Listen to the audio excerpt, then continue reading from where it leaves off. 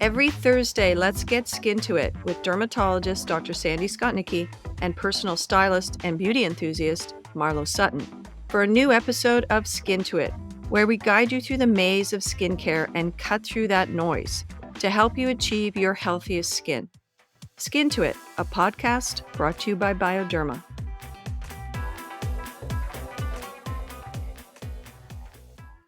Okay, we are back and I'm so excited. So I want to welcome everyone to today's episode. We are going to give you a very concise, science-backed information on sunscreen. There are so many controversies, so many things we need to talk about today. I'm just going to start by saying, I was on TikTok. I keep saying this. I'm not on TikTok all that much. Yes, you are. No, thanks. Okay, I do check in. It really does hook you. And, so I just looked up sunscreens and controversies, right? And you have 3 board certified dermatologists, CIS in the US, who are talking or answering questions, talking about different controversies. And they each have maybe a couple of hundred likes, a few shares here and there. And then you have this young girl, her tagline is sunscreens are a scam, talking about like things that are not true. And she concludes it by saying, well, you can either use these mineral sunscreens or don't use sunscreen at all. Mhm. And she has thousands of views, Right. thousands of shares, and that is who people are listening to. So, as we've been saying, this podcast is about cutting through the noise. Right. Sandy is here as our expert. She has done so much research on this. Everything we're going to give to you today is all up to date. Yep, all up to date. I've been reading about this constantly. Well, first, before we start, again, welcome everybody to our second episode on sunscreen controversy. But I want to know, I think it's fun to start off with a little fun story. Oh, But yeah, like, what is a funny sunscreen story for you? oh yeah, fun. We're trying to find a funny sunscreen story. So when my Outside husband, of TikTok nonsense, but yeah.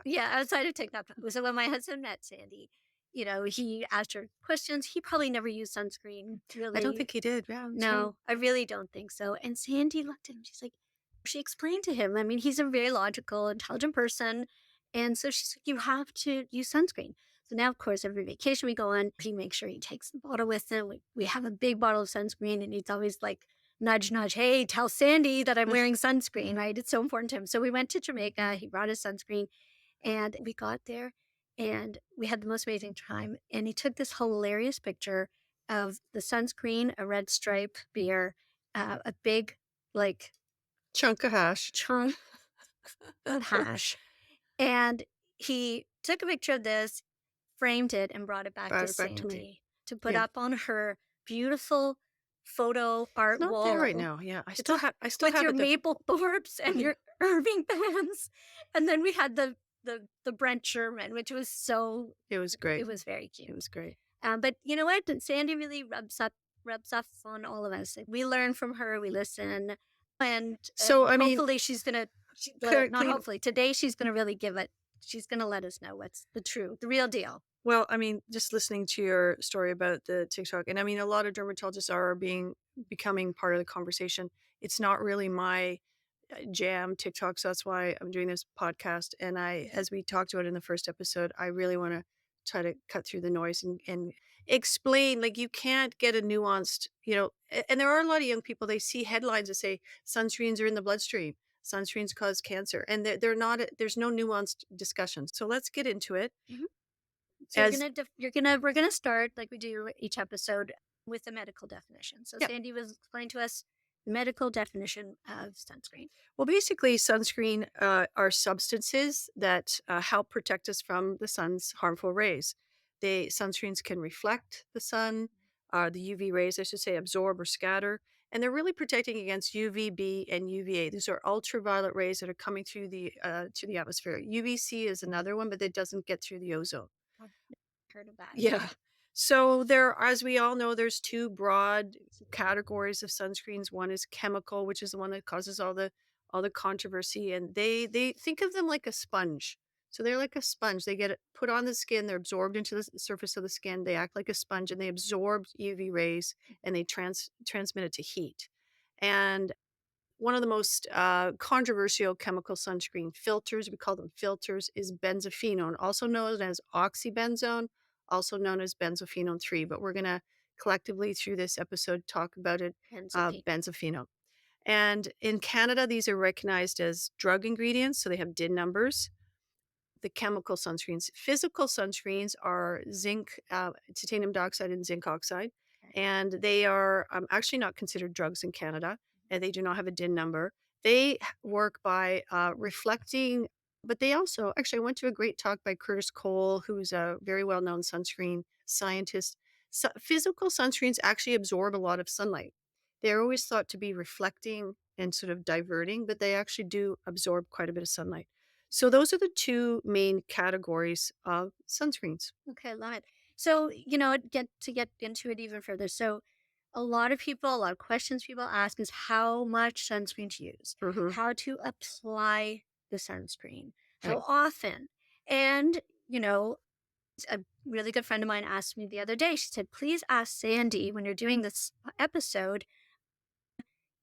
I've used a tinted moisturizer with an SPF. Do I also need to use a sunscreen? Can I just use this? Right. And almost more importantly, and I find this for me, I put my sunscreen on every day and How to reapply? right. Yeah. And then I wear my makeup and then, Yeah. supposed to apply Most a couple of common. hours Yeah. later. Like, am I putting it now on top of my makeup? Right. So Do I that's have a to take off very my makeup? common question. Yeah. So, I mean, I think, there's many good things about the internet and social media and all that, but there is a lot of this is where bite-sized information can be helpful, like how to apply sunscreen. When you have a nuanced conversation about sunscreens causing cancer, you can't get that in a 30-second bite. Right. But there's a lot of great information out there about how to apply sunscreen. So the rule is kind of teaspoon, tablespoon. So for your whole body, it's 2 to 3 tablespoons. Obviously, if you're a bigger person, guys, 3 tablespoons or a shot A glass. shot glass, That's a right? lot of sunscreen for most people. Face is a teaspoon, and a good way is just 2 fingers. Yeah. Your index and third finger, you just put the sunscreen on that. So I'm going to answer one question right off the bat. Are you going to put 2 fingers full of like a tinted anything on your skin? Oh, that's a really good Right? point. So Okay. not really. So I actually think sunscreens should be used as sunscreens, and then you there's no harm in putting the tinted moisturizer with the SPF on after, Okay. but you should wear your sunscreen first. So Um, sunscreen first, right. and whether you do a tinted moisturizer after or just your Because foundation after. you're not going to use a teaspoon of foundation unless you're Tammy Faye. It was a like you're not going to put that much foundation on. So Gotcha. as far as how often to reapply, all that kind of stuff. Sun's chemical filters, again, we go back to those sponges, like they actually last longer than 2 hours. The reason we suggest that people reapply every 2 hours is it's almost everybody under applies sunscreen. I'm going to Right. come back to the reason that's so important. So to reapply every 2 hours, you actually end up getting enough on, you sweat it off, things like that. You miss crevices and things. Physical sunscreens, which are the zinc and titanium, can melt a little bit faster, although the newer formulations stay a bit better. But okay, now we're going to switch about why quantity is so important because and that comes back to the SPF. So SPF is a sun protection factor. It Mhm. is something that's done in a lab. It's a very antiquated test. And the SPF number is very regulated, the test that a company has to do, and it's quantity driven. So what I mean by that is you take a bunch of volunteers, they take 2 milligrams per centimeter squared sunscreen on 2 centimeters squared of skin, and then they shine some light and they get this, I won't go through all the details. Okay. If so the SPF is very much linked to the quantity that you're putting on, and it's a very linear scale. So if let's say we just said you need a teaspoon of sunscreen for your face. Okay. If you put half a teaspoon of sunscreen on your face and you're using an SPF 30 product, you're getting SPF 15. Cool. So there's a direct linear. So most people will underapply. That's why actually as dermatologist, I tell my patients this argument all the time. Use higher SPF. And we haven't even gotten into UVA protection and the fact that SPF doesn't say anything about that. We'll get to that. Okay. But that's why. Okay. So, and then there's that, you mentioned layering, but then there's that layering. So if I use a 15 and then I put on another 15 and Yeah, you could actually, that's a good point. that You makes can, 30. and that's why one of the arguments, there's some really great derms doing a lot of great work on social media, and one was, I was looking at some of their sort of tips on reapplying when you have a full face of makeup. Yeah, So the first thing is, if you're like, when you go to a wedding, few times I've gotten burned in my life is I'm at a wedding because I've got this massive face of, that I don't wanna mess up my right. makeup, and you're outside all day. So, when you are gonna know you're gonna be in that situation, wear a very good sunscreen first as your first Okay. layer, then you can layer on the makeup with SPF because then Okay. you get a little bit of a cumulative effect there with Mhm. the SPF. Then the next thing is sprays, so you can touch up your SPF with a spray. I don't really love those because I find them a bit oily and they mess up my Exactly. Yeah. makeup bit. Then we have compacts. So there are compacts that come with an applicator. You can apply the SPF that way. Then powder. The next one is powder. So there's 2 powders that I really like. Color Science is one of the best, powders. They've done studies. They're actually water resistant. You do have to put quite a bit of powder, but so they're great for touch up. I wouldn't use it as a one-off sunscreen. This is to touch up your sunscreen when you have a full face of makeup. Got it. And then one of my favorite things, which I actually do, is you can get a cushion applicator, Mhm. and you can A put your, compact. yeah, you can get even a compact with like one that has an empty space and put some of your suntan lotion in the empty space. Ooh. And then you Okay. take your cushion applicator and you reapply your sunscreen on top of your makeup that way. Okay. And so that is how you can reapply. And of course, wear a hat and sunscreen. Oh yeah. But yeah. Sunglasses. And so, did I say wear your hat and sunglasses? Yes. Yes. Okay, so, let's get into a little bit more controversy, Mhm. right? I mean, this is really what people are saying. Again, let's go back to the TikTok, but uh, people are saying sunscreens have a better chance of causing cancer than the Mhm. sun. Yeah. Okay. So let's backtrack a little bit, Oh, and sorry, we no, got no, ahead of no, no, ourselves. that's okay. It's just that in order for me to explain that statement, again, these are all very nuanced conversations. And this is going to be a little heavy on the science, but I'll try to keep it like in a bite-sized information. So in the regulatory bodies, which we're going to get into regulation of skincare, and like sunscreens are drugs in some areas, but in essence, regulation of products. In the US, it's by the FDA. In Canada, it's Health Branch Canada.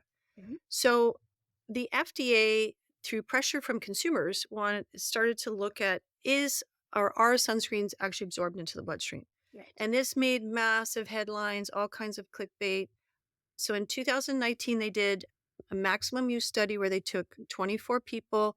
They had to wear 4 chemical filter sunscreens 4 times a day Yeah. for 4 days, and then they measured the uptake into the bloodstream, and of course, the uptake into the bloodstream was more than 0.5 nanograms per milliliter. I'm gonna explain that number because that number is really important, but the second study they did was in 2020. They did more people, they did 48.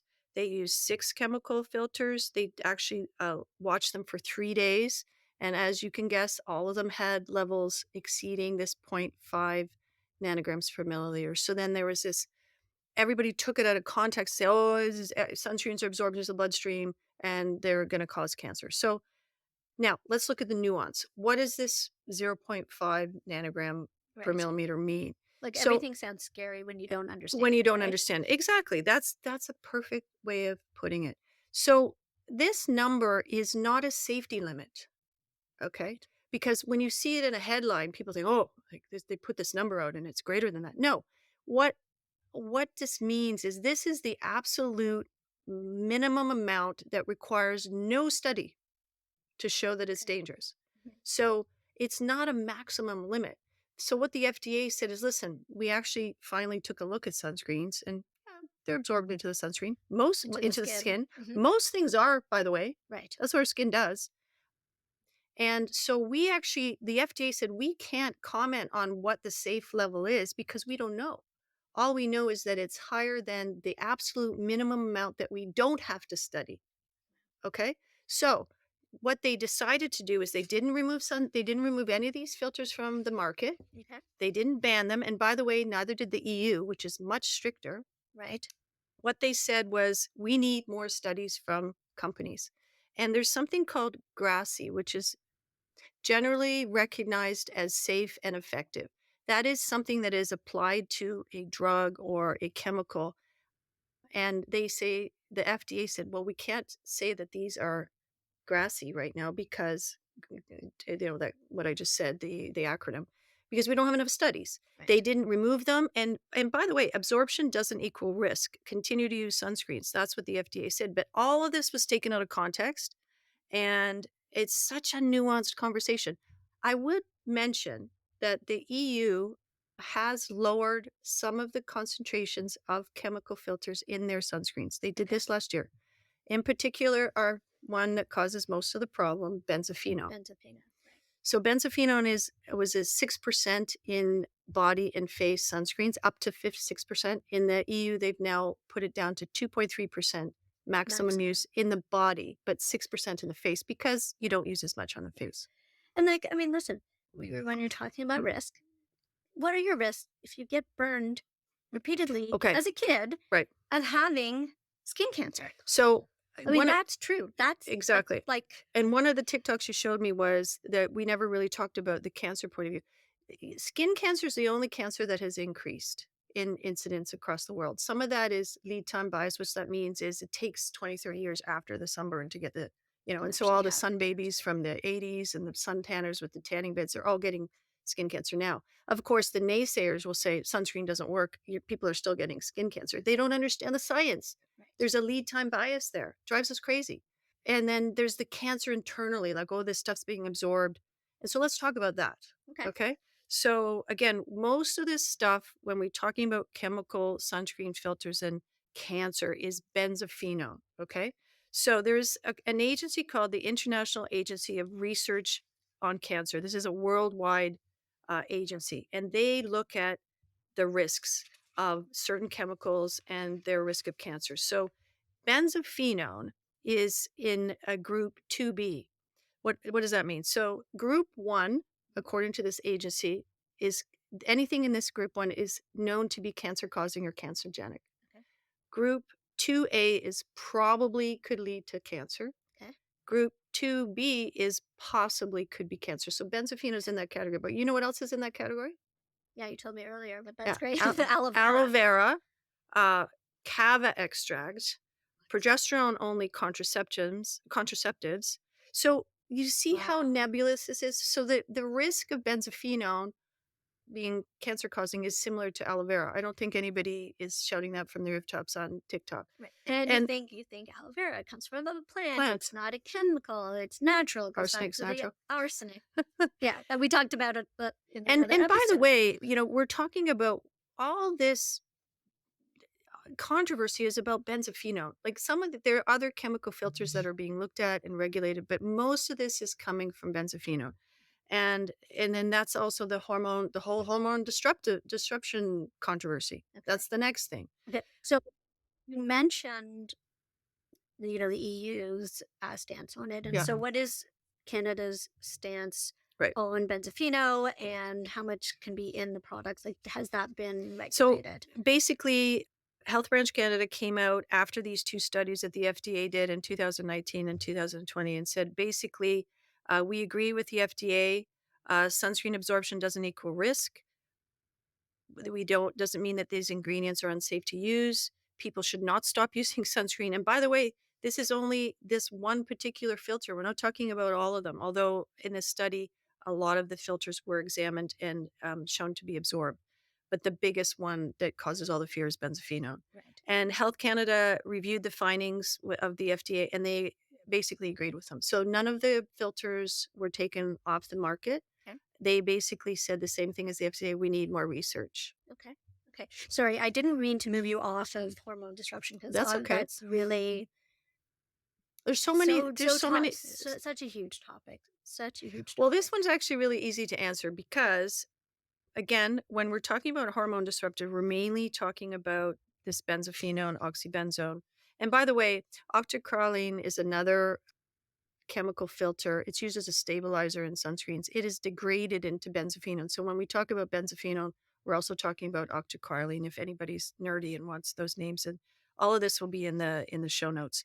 And so just can you explain to us what is hormone disruption So first of hormone all? disruption is, and by the way, okay, I will, and then I want to say that a lavender, some lavender extracts have been known to be hormone disruptive and shown in young boys to show breast development if they were using a lot of lavender extracts. That is so Now, that's, crazy. I don't want to fearmonger on the other side. What I'm trying to say is that every chemical has to be taken for face value. You can't just lop it into synthetic and natural. Like, Right. they're all water is natural, is a chemical, right? Okay, yeah. H2O. Okay, I so knew. yes, hormone disruption. So basically, we have two main sex hormones, estrogen and testosterone. The Testosterone. big issue is around estrogen. So if things act like an estrogen molecule and bind to an estrogen receptor, Mhm. that can be hormone disruptive, right? Okay. And the big issue is around estrogen. So benzophenone, the problem with benzophenone is the evidence, and I reviewed all the literature, and it's like it's so complex and again nuanced, is that there are many different types of benzophenones, and the endocrine disruption is quite complex, and there's so many different endocrine effects. And in some studies, benzophenone didn't have any estrogen. Some forms of benzophenone had no estrogen activity. And by the way, all this study, all these studies were done in rats. Right. None of them are done in humans. So at the end of the day, the European Commission on Endocrine Disruption, and I think as dermatologists, we and physicians, we often look to the EU for regulations because they're a little bit more advanced, Advanced. partly because they don't have lobby groups blocking them. They can get things done more quickly. It's just a different system. Okay. And so the European Commission on Endocrine Disruption has determined that there is not sufficient evidence to say that benzophenone is a human endocrine disruptor. And I know there's going to be people listening going, I don't care what she says, I'm not using it. Don't use it. Right. You don't have to. Right. There's so many other options. And actually, in the EU, very few sunscreens now have benzophenone in them. Right. And that's listen, that's what we're here to do, right? Today especially is we're telling you what it is. We're giving you the science. And you We're can't saying lop it all of them. is. You can't lop all of them in one group. Right. But Right. realizing that, knowledge is power, right? Exactly. Once you know this, now you're going to look out for these ingredients Hmm. and you're going to make better choices. And I think that the whole hormone disruption, like it is really scary. Yeah, And I so if you mean, can avoid it, and I'm thinking more for my daughter, who's of course using right. sunscreen every single day because she's, I learned from my mom who I wore more sunscreen than my mother, who's in her early 80s, who, had like a foil with Yeah. in the sun with baby oil on herself and a I foil had, mirror to reflect you the know what? sun. When I was in residence in the early 90s, there was people doing that on the roof of my residence. So it's not just your mother. We've come a long way. We But I have. am going to talk a little bit about, what are the different options if you Mhm. don't want to use these kind of, we're going to get to that when we talk a little bit. Well, actually, it's a good segue to talk about mineral Mineral sunscreen. sunscreens. Okay. So I guess, I don't really see any downside To using to mineral using sunscreen. mineral sunscreen. Like, is it more expensive? Is it something, like organic food, right? Right. So I don't know that it's any more expensive, and some of the more elegant ones are becoming just expensive, but they're not as good sunscreens in several ways. And I am going to get pushback from manufacturers of mineral sunscreen saying, oh, she's wrong. Okay. So let's break down the science. So titanium dioxide is basically, we've got titanium and zinc. Well, those are two filters, right, for mineral For mineral sunscreen. sunscreens. Titanium doesn't block much of UVA. Why does that matter? So let's backtrack and look at the UV index. Skin cancer and photoaging are mostly caused by UVA rays. Okay. UVA rays penetrate deeper into the skin. SPF on the bottle isn't telling you how much UVA protection is in the bottle. So what regulators have done, because it's harder to measure, so if you want to put broad spectrum sunscreen on a bottle, Mhm. you have to show the evidence that you have UVA protection. Now, the problem with titanium is it doesn't protect against long UVA. So the Now, mineral sunscreen cannot have no, broad spectrum. zinc does though. Okay. Okay, so titanium doesn't, zinc oxide does, but you need quite a high concentration to get to the longer UVA wavelengths. Mhm. Well, it blocks the whole wavelength, but to get really good coverage, you need a really high concentration, and it starts to look a bit chalky. Right. Although the chemistry of that is improved. So the bottom line is, if what I practice what I preach, like on a day to day use, I Mhm. wear mineral sunscreen, zinc and titanium mixed. I like the Bioderma Photo Derm Mineral. I use various mineral sunscreens. Yeah. But when I'm like hiking in Peru or in Chile, like I When you were was just in at Chile, yeah. Christmas, I'm gonna use the best that science has to offer. I want that long UVA protection, which you're not gonna get with mineral sunscreen exceptionally well. You will a little bit because, well, I'll get pushback from people and say, yes, it does. Yes, it does, but it's not great. So you want that long UVA. You're not going to get that with zinc and titanium. You need a chemical filter. Okay, so now my next question is, could you put on first a mineral sunscreen and then use a small amount of Mhm. chemical sunscreen on So top that's of it actually if you're going up in the Andes or going up in a high altitude and you that's want a to be more very covered? astute thing, but again, we go back to quantity. Isn't that why you brought me on? Yes, it is. But you need a tablespoon. You need a teaspoon to get the SPF. So it's But if you in already theory. have a layer of mineral Yeah. underneath, I don't think anybody's done that study. huh? Yeah, Well, there you so there you go. go. But I would see everything in moderation. Like, okay, let's say you get some absorption into your bloodstream. If you're only using it 3 weeks out of the year, Right, right? Like, again, this is a nuanced conversation. I'm not using high chemical filter sunscreens every day of the year. right. Okay. Mind you, I don't live in Arizona. I don't know what I'd do if in Arizona. Australia. In Australia. Actually, I wanted to talk about supplements. So let us not forget to get there. Yeah. So the bottom line is mineral sunscreens are great. Use them. Make sure they're fragrance free, and make sure that they're not too chalky looking. Make sure they have some zinc in them. But if you're like on the dock in Muskoka, you're on the beach in Los Angeles, you're going to use the best that science has to offer, which is a long UVA. And we're going to talk about some of the new UVA filters eventually. Yeah. Yes. One day. One day. No, on this podcast. Yeah, and I mean, listen, just talk. Just mentioned fragrance, and we can go off and have a whole other. Well, we're going to talk about that. We will Yeah. talk about fragrance. That's also Sandy. I have learned so much from you. Well, I think we're going to have to, we've got just a little bit about time. So let's Okay, talk a so little yeah, bit let's talk about, about the newer chemical sunscreens because I yeah. think people like we want to know what's here in Canada, what we can. I mean, let's get really down to it. What are we using? Mhm. What if we want to So, use the best that's really going to protect our skin? mhm. What are we doing? So Canada is great. We have more chemical filters than the US. Actually, the US hasn't had a new chemical filter since the 90s. Like, it's kind of dismal. The EU is even a little further ahead. So I want to go back to a little bit about absorption. So the reason some chemical sunscreens are absorbed into the bloodstream is they're small molecules. So these new sunscreen molecules are large. So we've got things like Mexorel, Tenazorb, Right. and Bioderma uses Tenazorb in their sunscreen. It's available in Canada Mhm. and it's not available in the US. Some sunscreens in the US have Mexorel. These are all available in Europe. So So we're running out to buy this. these newer sunscreen molecules, these filters, these chemical filters are large, so the absorption is less. We don't have all the studies yet, but they're Right. larger molecules. They're going to protect against the longer UVA wavelengths. So that's really exciting, and they need to come to the US. Okay. Um, And okay, so question again, or another question that I just sort of thought of: these chemicals that are in this chemical sunscreen, how I'm sure they're not good for the environment.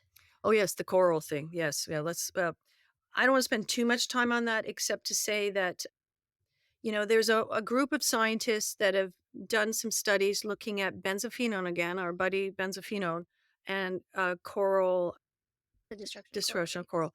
And there is some evidence, obviously. The thing about medicine, again, is it's nuanced. It's not just, you can't, there's not enough sunscreen going into the ocean to kill all the coral. It's a combination of climate change, ecosystem changes, overfishing, land based pollution. And a lot of this is coming from there's four group of French environmental chemists. But the general consensus of marine biologists is that it's a complex story. So if you're in Hawaii with the coral, if you're in the Great Barrier Reef, don't use benzophenone. Right. In fact, some of those places it's bound. What's the word I'm looking for? Oh God. I've been Uh, talking so much. I Uh, want to say Banned. It's banned, not bound. but It's not bound. banned. But I mean, again, this is a conversation that you can't just lump everything Yeah. in And I together. mean, listen, you've given so much scientific information, medical information. But part of I'll be honest, I'll say this for myself. I use sunscreen as an anti-ager. Yes. Yes. Right? Okay, so a lot of information. But Sandy, I think people probably on this podcast will really want to know, what are you doing? What are you What do I do? using? What are you Yeah. wearing? What are you recommending to your patients Well, and your friends? the other thing about this podcast, I don't want this podcast to be like about selling products. So I will mention a few things, but it's more like when I talk about anti-aging with people, I talk about ingredients, right? Okay. So I use a retinol, I use a vitamin C. Right. So like I play tennis, I like to walk. I try to do it before 10 and after 4. Okay. I wear a hat with a 3-inch brim. Right. I use mineral sunscreen, zinc and titanium every day. When I'm boating, docking on, Muskoka, Hiking. whatever, hiking, I'm going to wear a long UVA wavelength. I like Bioderma Photoderm with the And that's the one with the Tinazorb. Tinazorb. Yeah. Okay. And then, I reapply as we talked about with the compact. I like the compacts with already has my sunscreen liquid. The one thing we didn't talk about is supplements. So I don't take them, but I recommend them for my patients. So there is a great study in the New England Journal of Medicine looking at vitamin B3, Okay. nicotinamide. If you take 500 milligrams twice a day, it actually decreases your incidence of basal cell and squamous cell carcinoma. It's And amazing. so in high risk patients, I recommend that for them.